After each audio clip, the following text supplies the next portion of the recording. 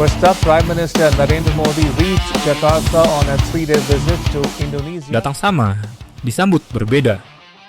Kalimat ini tampaknya menjadi rangkuman paling pas untuk menggambarkan panggung pertunjukan teatrikal geopolitik tingkat tinggi yang baru saja dimainkan oleh Jakarta di bulan Juli ini. Bulan Juli ini mendadak menjadi sangat riuh dan sibuk bagi diplomasi pertahanan Indonesia. Belum kering landasan pacu setelah mengantar kepulangan Presiden Belarus, Indonesia kembali kedatangan tamu dari seberang. Tidak tanggung-tanggung, dua pemimpin negara penting di kawasan mendarat hampir bersamaan. Perdana Menteri Singapura, Lawrence Wong, dan Perdana Menteri India, Narendra Modi. Namun, ada satu hal yang sangat menggelitik mata para analis militer. Perbedaan cara penyambutan kedua pemimpin ini berputar balik 360 derajat. Perdana Menteri Singapura tiba di malam hari menggunakan pesawat militer Singapura, tanpa pengawalan jet tempur TNI Angkatan Udara, tanpa gemuruh seremonial yang berlebihan.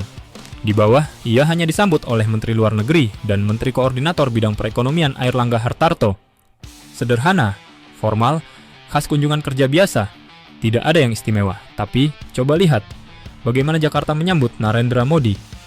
Begitu roda Air India One menyentuh wilayah udara Nusantara, jet tempur Sukhoi Su-30 dan F-16 Falcon TNI Angkatan Udara langsung bergerak, melakukan formasi pengawalan ketat dan mengucapkan selamat datang langsung dari kokpit.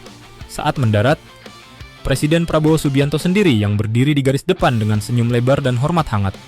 Diiringi tarian tradisional Nusantara, tepat di atas kepala mereka, jet-jet tempur TNI Angkatan Udara melakukan flypass dengan gelegar mesin yang memekakkan telinga. Pertanyaannya, mengapa Singapura yang begitu dekat secara geografis disambut biasa saja di awal, sementara India yang seberang lautan disambut bak pahlawan perang? Apakah ini sekadar protokoler atau ada udang di balik batu pertahanan?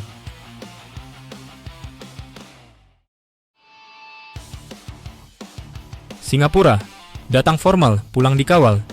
Mari kita bedah dulu kedatangan PM Singapura, Lawrence Wong. Di awal, Singapura datang membawa tumpukan dokumen perjanjian baru, mayoritas di bidang ekonomi, investasi hijau, dan teknologi digital. Penting? Tentu saja, Singapura adalah investor terbesar kita. Penyambutan malam hari yang sederhana oleh Menlu dan Menko Perekonomian Airlangga Hartarto sebenarnya sudah sangat pas. Esensi awal kedatangannya adalah urusan dompet dan angka-angka investasi.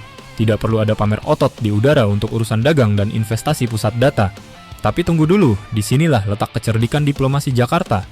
Jangan dikira Indonesia tidak menghormati tetangga kecilnya ini. Jika saat datang Lawrence Wong hanya disambut level menteri, netizen langsung terkejut saat melihat momen kepulangannya. Siapa yang mengantar beliau langsung ke tangga pesawat di bandara? Ya, Presiden Prabowo Subianto sendiri. Ini adalah gaya diplomasi yang sangat berkelas sekaligus sedikit tengil.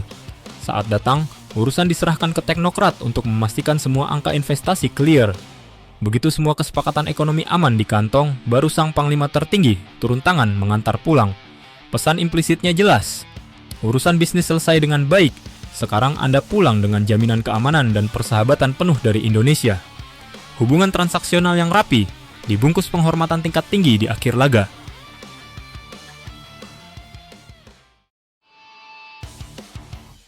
Sengatan Brahmos, ada udang di balik jet tempur. Sekarang kita masuk ke menu utamanya, India. Mengapa harus ada pengawalan Sukhoi dan F-16? Mengapa Prabowo harus turun langsung ke apron sejak awal pesawat mendarat? Netizen kita yang jeli dan tengil pasti langsung paham. Kedatangan Modi terjadi justru saat koridor Kementerian Pertahanan Indonesia sedang hangat-hangatnya menggodok rencana pembelian sistem pertahanan pantai berbasis rudal supersonik Brahmos. Brahmos bukan sekadar rudal. Ini adalah monster hasil kawin silang teknologi Rusia dan India yang terbang dengan kecepatan Mach 3. Jika rudal ini dipasang di sepanjang garis pantai strategis Indonesia atau di Kepulauan Natuna, penyambutan luar biasa dengan jet tempur ini adalah sinyal diplomasi tingkat tinggi. Prabowo sedang mengirim pesan kepada New Delhi. Kami sangat menghormati Anda, dan kami sangat serius dengan kerjasama strategis ini.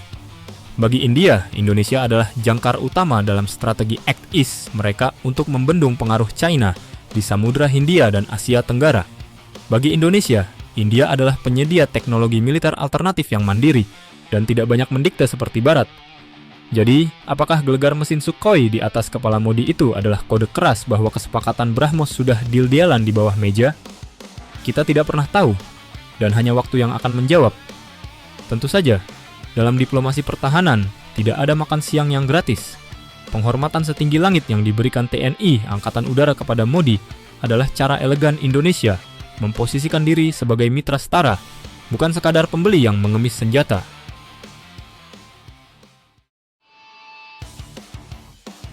Strategi rekonsiliasi kawasan. Jika kita tarik garis merahnya, perbedaan perlakuan ini menunjukkan bagaimana Indonesia memainkan kartu diplomasinya secara pragmatis dan cerdas. Singapura didekati dengan pendekatan low profile namun taktis di bidang ekonomi, sementara India didekati dengan high profile military diplomacy. Indonesia sedang menunjukkan taringnya di kawasan. Kita tidak bisa lagi dipandang sebelah mata sebagai negara yang cuma bisa menonton dinamika Indo-Pasifik. Dengan merapatnya India melalui potensi akuisisi BrahMos, Indonesia sedang menyusun puzzle pertahanan pantai yang sangat menakutkan.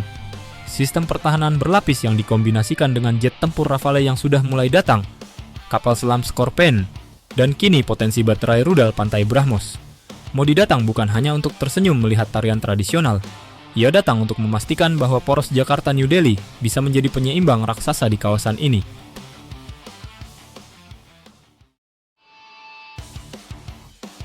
Pada akhirnya, riuhnya bulan Juli ini membuktikan bahwa Indonesia tidak pernah main-main dalam menyambut maupun melepas tamunya. Singapura diikat secara taktis, datang disambut kalkulator perekonomian oleh para menteri, pulang dikunci dengan kehangatan langsung oleh sang presiden. Sementara India didekati dengan diplomasi militer tingkat tinggi, datang langsung digertak sekaligus dihormati dengan gelegar jet tempur dan bayang-bayang rudal supersonik BrahMos. Apakah dalam beberapa bulan ke depan kita akan melihat rilis resmi kontrak BrahMos untuk TNI bersamaan dengan realisasi investasi raksasa dari Singapura? Kita lihat saja bagaimana kelanjutan dari tarian diplomasi ini. Yang jelas, Jakarta tahu betul cara memainkan ritme permainan geopolitik ini dengan elegan, tahu kapan harus memakai setelan jas pebisnis, dan tahu kapan harus memamerkan taring militer di udara.